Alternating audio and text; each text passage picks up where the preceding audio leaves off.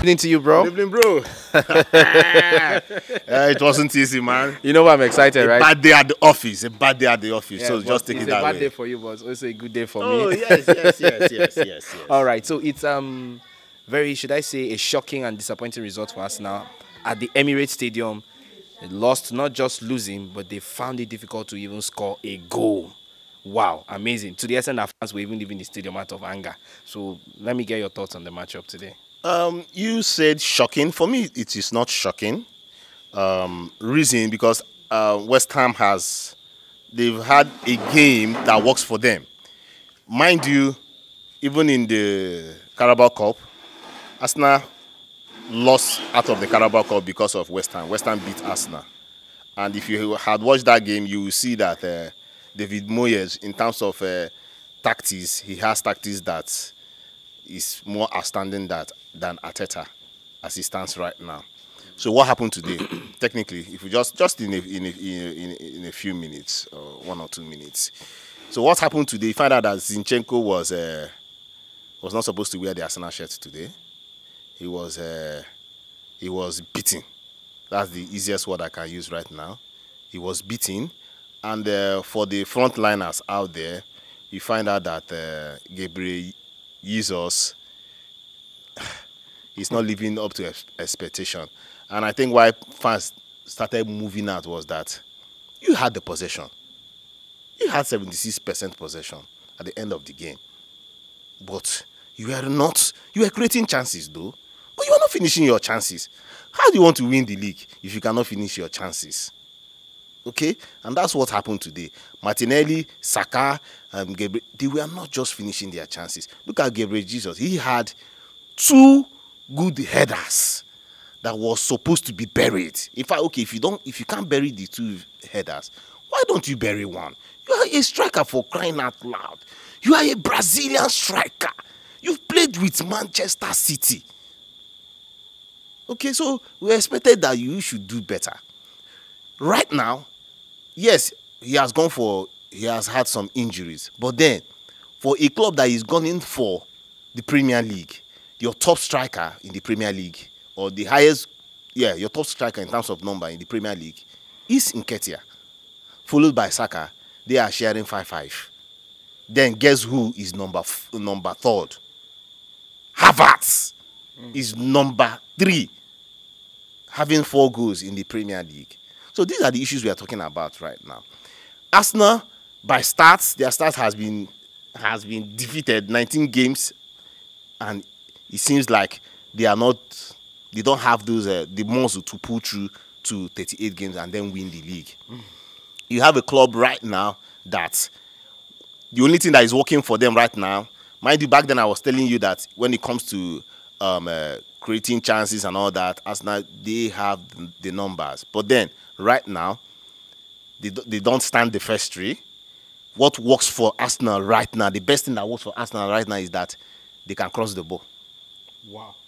Yes, they can cross the ball. Wow. So that's to tell you how bad things have become. Just within 5 games, within the last 5 games, it has gone so bad for them. But then, a miracle can be done. Anything can happen. This is still football. Who would, like you say, who would believe that West Ham will come to the Emirates and beat them? And mind you, it has not happened in a while. Yeah, sure. Okay? So things happen in football. I believe that Arteta will go back and rejuvenate things. But then, if some Arsenal fans are there shouting, get us a new striker, get us this new striker, who is going to leave this January? Who do you want to pull out? Unless Osimhen, if you have the money. Mind you, I don't want to go into that details of how they sorted out their contract, okay? Or mind you, Osimhen played the game with Napoli. So that if they get, he will get. I'm so sure that within the next 1 year, Osimhen will be leaving. Maximum next summer, Osimhen will be leaving Napoli to a better club. But that aside, Arsenal cannot win this league if they don't stop scoring goals.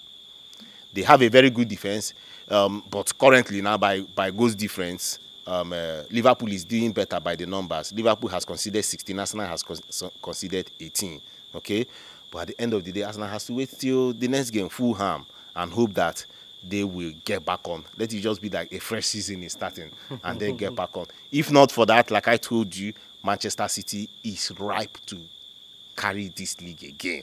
Right now, they have a game in hand. They are 3 points behind Arsenal.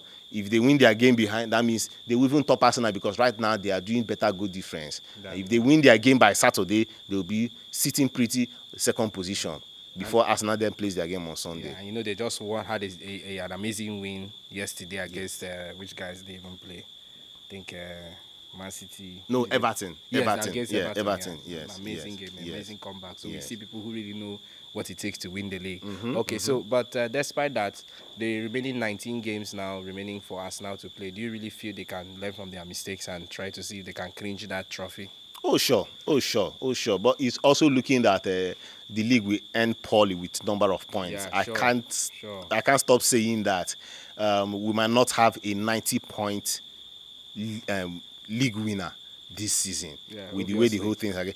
Liverpool will lose more games. Man City will lose more games. Arsenal might lose more than we can expect right now. So it's but mind you, it's still competitive. It's a very competitive season for Aston Villa to be top 4. West Ham, Aston Villa to be top 4, and West Ham sitting pretty at position of 6. You can't find Manchester United in the top 4. You can't. Let me not mention that club, I beg. What else do you want to ask me? Okay, this particular loss now for Arsenal, do you feel, I know Gabriel Jesus had his own mistakes and the rest, but do you feel Arteta was also responsible in a way, for this loss tonight? Well, yes, because his substitutions right now is not predictable. His lineup is predictable.